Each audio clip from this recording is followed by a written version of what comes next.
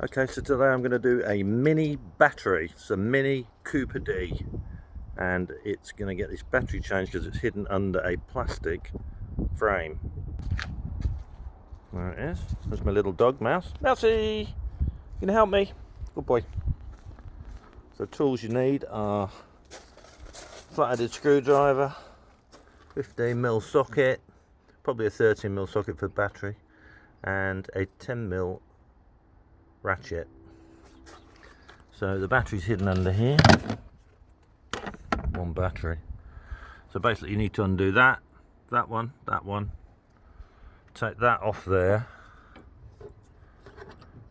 undo that with a 15mm spanner. Then you've got another one there. Take off with a 15mm spanner, and those two there.